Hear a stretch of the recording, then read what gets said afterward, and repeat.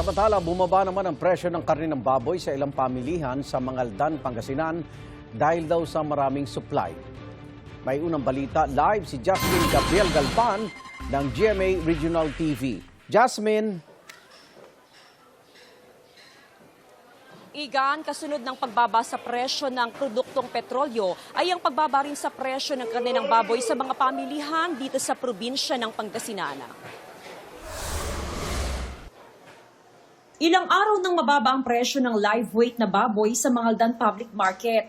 Resulta raw ito ng maraming supply na dumarating ngayon sa bayan.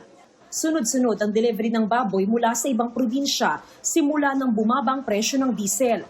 5 piso kada kilong ibinaba sa live weight fee na ngayon ay nasa 220 pesos per kilo. Po, yung 5 piso, may 300 na yun. Sa isang baboy? Opo. May supply mo ngayon?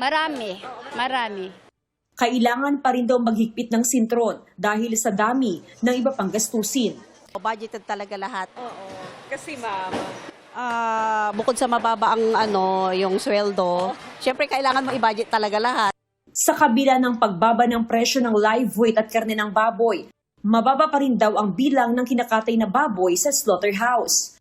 Matumal kasi ang bentahan ng karne ng baboy sa palengke. Konti po yung katay ng baboy. Kulang-kulang na 40 lang yung katay. As of April 29, 2025, nasa 350 hanggang 375 pesos ang kada kilo ng karneng baboy sa Mangaldan Public Market.